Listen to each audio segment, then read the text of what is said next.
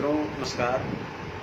आज मैं आपसे रूबरू हो रहा हूँ कोरोना के इस महामारी में जो बिहार के स्वास्थ्य का हाल है, स्वास्थ्य व्यवस्था का हाल है, जो हमारे तमाम अस्पतालों के और उनमें सुविधाओं का जो घोर अभाव है, उस पर एक अपनी टिप्पणी करने आया हूँ आप लोगों के समक्ष कि हमारे जो स्वास्थ्य मंत्री हैं श्रीमान मंगल पांडे जी, वो किस दुनिया में जी रहे हैं और जब से वो स्वास्थ्य मंत्री बने हैं तब से उन्होंने बिहार के स्वास्थ्य व्यवस्था के लिए क्या किया है, इसकी एक समीक्षा उनको खुद से करनी चाहिए थी। मुख्यमंत्री जी से तो हम मांग करते हैं, लेकिन अपेक्षा नहीं रखते हैं, इसलिए कि वो अपने आप को गठबंधन के इस राजनीति में बिल्कुल एक तरह से पंगु बना लिया है। उनकी हिम्मत नहीं है कि कभी भी वो अपने मंत्रियों के विभाग की समीक्षा करें। और या दूसरा एक पहलू यह भी हमको लगता है कि कहीं ऐसा ना हो कि मंत्री केवल नाम के लिए हैं और तमाम कार्य मुख्यमंत्री जी के देख रेख में ही होता है। तो यह भी हो सकता है, जहाँ तक हम लोग देख रहे हैं कि पूरी राजनीति एक व्यक्ति पर केंद्रित होती जा रही है हमारे देश के अंदर, चाहे वो केंद्र सरकार का मामला हो या फिर अन्य राज्यों में जो क्षेत्रीय दलों के नेता हैं और वो जो मुख्यमंत्री होते हैं तो उनका मामला हो। पूरी तरह से एक व्यक्ति पर पूरी राजनीति और पूरी सत्ता केंद्रित होती है। बाकी सारे लोग बस देखने भर के होते हैं, एक मोहरे के रूप में होते हैं, जिनकी हैसियत नहीं है, जिनकी हिम्मत नहीं है, मंत्री हैं भी तब भी उनको अपने विभाग के कार्यों की जानकारी नहीं होती है। उनके जो सेक्रेटरी होते हैं, विभाग के सचिव होते हैं, वो उनसे बात नहीं करते हैं, वो उनको रिपोर्ट नहीं करते हैं, वो उनसे चर्चा भी नहीं करते हैं। यह भी एक सच्चाई है। तो देश को और राज्य को यह जानने का अधिकार है कि आखिर ये जो समस्याएं हैं इसमें दोष किसका है, कौन दोषी है, यह तो हमको पूछने का अधिकार है। आज हमने देखा कि कल कटिहार से एक वीडियो आया जिसमें एक बच्ची अपने पिता के इलाज के लिए दौड़ लगा रही है, गुहार लगा रही है, परंतु अस्पताल में कोई कर्मचारी नहीं है उनकी सुध लेने वाले। और अंततोगत्वा होता क्या है कि ऑक्सीजन के अभाव में उस व्यक्ति की मौत हो जाती है और वो बच्ची बिलखती हुई दौड़ते रहती है। पिछले दिनों हमने देखा कि जहानाबाद में एम्बुलेंस के कारण नहीं मिलने के कारण एक बच्चे की मौत हो गई और उसके माँ बाप बेचारे बिलख रहे थे अपने बच्चे को गोद में लिए हुए। हमने नवादा में उसी तरह की घटना देखी। हमने देखा है कि चकाई का एक नौजवान जो जदयू का ही कार्यकर्ता है, उसके बहनोई की मौत हो जाती है पीएमसीएच में। अस्पताल में कोई कर्मचारी नहीं रहने के कारण, कोई डॉक्टर नहीं, कोई नर्सिंग स्टाफ नहीं, कोई कुछ नहीं, कहीं कोई व्यवस्था नहीं, उसने पूरा पोल खोल करके रख दिया। आप एनएमसीएच में चले जाइए या पीएमसीएच में चले जाइए, आज आप वहाँ नरक की स्थिति है। कोई अगर स्वस्थ आदमी भी चला जाए अपने किसी परिजन के साथ, किसी रोगी के साथ, तो वो बीमार होकर लौटेगा। हालात बद से बदतर हैं, बदतर भी शब्द कम पड़ते हैं जो वर्तमान पोजीशन है।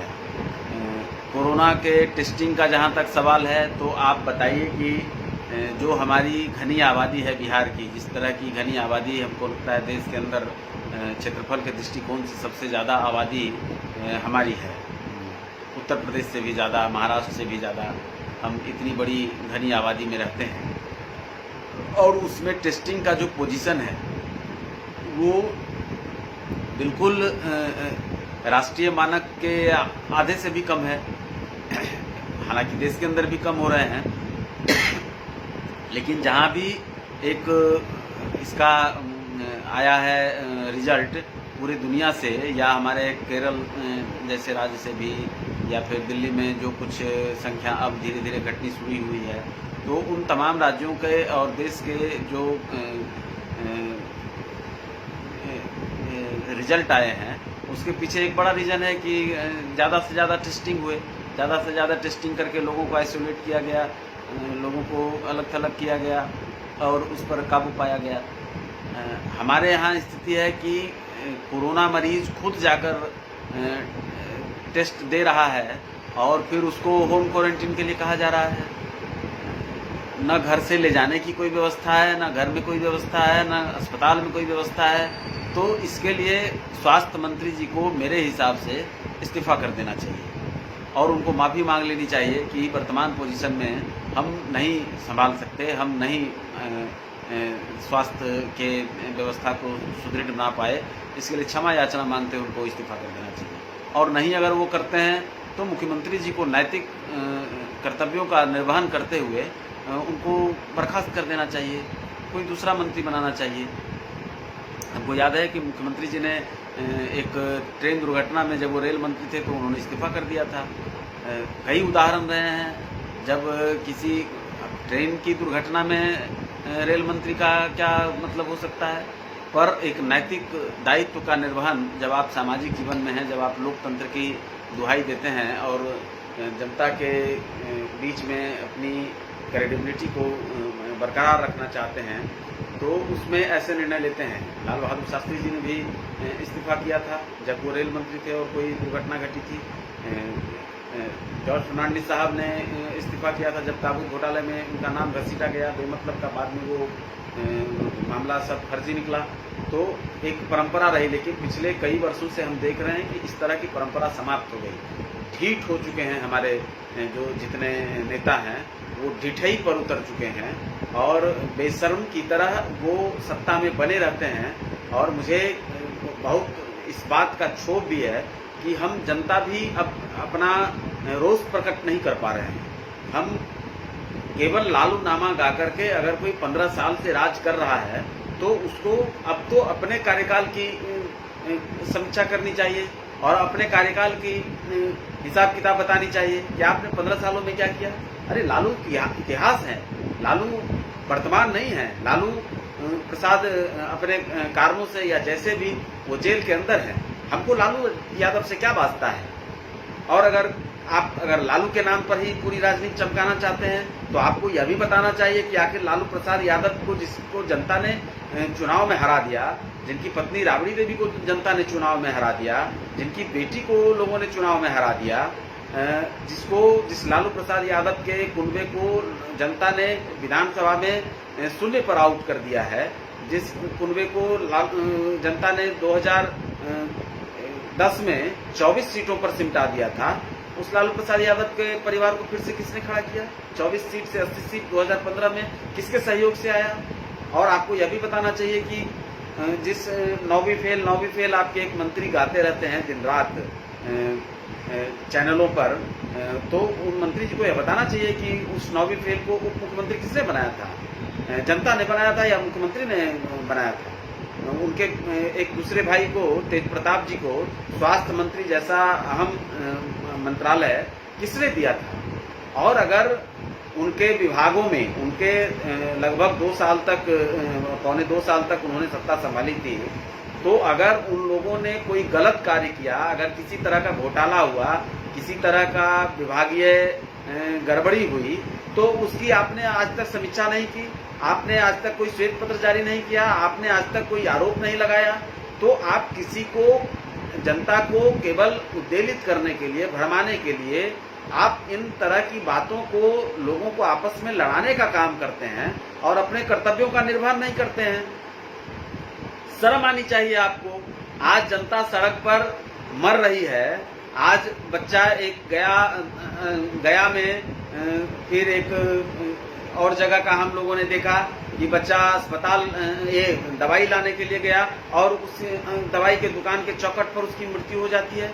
आपको कितनी बदतर हालत है, कोरोना का कितना दुष्प्रभाव है, इसका अंदाजा इस बात से लगाइए कि कोई व्यक्ति दवा लाने के लिए जा रहा है और वो किस तरह से उससे पीड़ित है, कितने दिनों से वो पीड़ित रहा होगा, उसके कारण कितने लोग फिर कोरोना से ग्रसित हुए होंगे, इसकी आप कोई मॉनिटरिंग नहीं कर रहे हैं और केवल लालू नाम जप रहे हैं, दिन रात लालू नामा पढ़ रहे हैं, तेजस्वी नामा पढ़ रहे हैं। तो ये क्या, ये तो बेशर्मी की हद को आपने पार कर दिया है। मित्रों, हम लोगों को इस बात को जरूर सोचना होगा और मेरे हिसाब से थाली भी हमने बजाई, हमने घंटी भी बजाई, हमने ताली भी बजाई, हमने प्रधानमंत्री जी के एक एक फरमान को हमने सहर्ष, मैंने तो हृदय के गहराई से उसको स्वीकार किया और समर्थन दिया, आज भी कर रहा हूं। आज हमने सुना कि केंद्रीय टीम आने वाली है। जरूरत क्या पड़ी केंद्रीय टीम को आने की? आपने, प्रधानमंत्री जी ने 2 मंत्रियों का एक प्रभार दिया स्टेट का, आदरणीय श्री रामविलास पासवान जी और श्री रविशंकर प्रसाद जी प्रभारी हैं। फिर उनकी समीक्षा क्या कहती है? हम जब तक जिम्मेदारी तय नहीं करेंगे, जब तक जिस व्यक्ति के रहनुमाई में वो विभाग या वो व्यवस्था सही नहीं चल रही है और उस पर हम जिम्मेदारी नहीं तय करेंगे, उसको उसके लिए दंडित नहीं करेंगे, उसको उसके लिए आइसोलेट नहीं करेंगे एक तरह से पॉलिटिक्स से या उनके अधिकार से, तब तक आप कैसे यह कह सकते हैं कि आप उस पर काबू पा लेंगे? पूरी स्वास्थ्य डिपार्टमेंट को आपने आउटसोर्सिंग के सहारे चलाने का जिम्मा दे दिया है। जो एक से एक लोग हैं जो पूरी व्यवस्था, एम्बुलेंस की व्यवस्था आप देख लीजिए। आपके एक एमपी हैं जहानाबाद के एमपी, उनके बेटे एम्बुलेंस के कंपनी के मालिक हैं और उनके ही क्षेत्र में एम्बुलेंस के बिना बच्चा मर जा रहा है। आपके एक बड़े कारोबारी हैं, नाम नहीं लेंगे, लेकिन पूरे एम्स की और आईजीआईएमएस की और अन्य जगहों की आउटसोर्सिंग के लिए उनके पास आपने पूरा व्यवस्था दे दिया है। तो आप अगर वैसे लोगों को दे रहे हैं, पूरी व्यवस्था आपकी आउटसोर्सिंग के स्टाफ से चल रही है। आज आपने डॉक्टर भी कह लीजिए तो नियमित डॉक्टर नहीं है, डॉक्टर की भी आपने बहाली नहीं की है परमानेंट, उनको भी आपने एक नियोजन की तरह रखा हुआ है। पूरा व्यवस्था को आपने चौपट कर दिया है, पूरी व्यवस्था को आप खा गए हैं। हाथ जोड़कर विनती है कि आप या तो व्यवस्था को सुदृढ़ बनाइए, नहीं तो आप इस्तीफा कर दीजिए। और जनता से भी हम तमाम राजनीतिक जो कार्यकर्ता हैं, जो सामाजिक कार्यकर्ता हैं, उनसे भी यह विनती है कि अब हटाइए, दलों की राजनीति अपनी अपनी करिए, लेकिन व्यवस्था परिवर्तन की बात, व्यवस्था में कहाँ गड़बड़ी है, अपने ही नेताओं को आईना दिखाने का काम अगर हम नहीं करेंगे तो फिर कौन करेगा? हमको क्या सामाजिक कार्यकर्ता कहलाने का अधिकार होगा? हमको किसी राजनीतिक कार्यकर्ता के रूप में हम उपहास के पात्र न बने, इसके लिए भी अपनी जिम्मेदारी को हमको बताना पड़ेगा। सोशल मीडिया ठीक है, हम बहुत कुछ नहीं कर सकते, लेकिन सोशल मीडिया एक बड़ा हथियार है। हमने देखा है कि सोशल मीडिया के माध्यम से बड़े निर्णय इस देश के अंदर अब राजनीतिक शख्सियत को लेना पड़ रहा है, सत्तानशीनों को लेना पड़ रहा है। हमको सबको आईना दिखाना पड़ेगा, हमको विपक्ष को भी आईना दिखाना पड़ेगा, हमको तेजस्वी प्रसाद यादव जी को भी कहना पड़ेगा कि आप भी मुद्दे पर अब जो है खास मुद्दे पर केवल बोलने के बजाय आप जन समस्याओं पर मैदान में उतरिए, आप सड़क पर उतरिए, आप लोगों के भावनाओं को, लोगों की समस्याओं को चार दीवारी के अंदर से नहीं, सड़क पर उतर करके उसका कुछ काम करिए। आप तमाम बिहार के नेताओं से मेरा यह विनती है, आग्रह है कि जनता की समस्याओं पर ध्यान दें, वरना भगवान भी ही मालिक है, या यूं कहें भगवान भी मालिक नहीं है। अब तो हमको लगता है तिल तिल कर मरने को हम सब बेबस हैं, लाचार हैं। तमाम व्यवस्था, चाहे शिक्षा की हो, चाहे चिकित्सा की हो, चाहे ये जो हमने पुल पुलिया को देख रहे हैं बहते हुए, सड़कों की हाल देख रहे हैं, जो आप मोकामा चले जाइए, जो सड़कों का हाल है, आप NH-31 पर चले जाइए, जो सड़कों का हाल है, आप तमाम एक भी व्यवस्था ऐसी नहीं है जिसको आप 10 में से 5 नंबर दे सकते हैं। 10 में से 0 नंबर देना पड़ेगा, 1 नंबर 2 नंबर देना पड़ेगा आपको। तमाम मंत्रालयों को, एक भी विभाग, बिहार में एक भी मंत्रालय सही से काम नहीं कर रहा है। इसकी हम लोगों को निष्पक्ष होकर, निरपेक्ष होकर, दलीय भावनाओं से ऊपर आकर के समीक्षा करनी पड़ेगी और इसको लोगों को बताना पड़ेगा। इन्हीं बातों के लिए मैं आपके साथ सामने आया था। आपसे भी निवेदन है कि अपने रोष को प्रकट करने का अब समय आ गया है, अपने समस्याओं को लोगों को बताने का समय आ गया है, अपने नेताओं की जिंदाबाद के से बाहर निकल करके उनको आईना दिखाने का समय आ गया है। बहुत बहुत धन्यवाद आप सबों का। नमस्कार।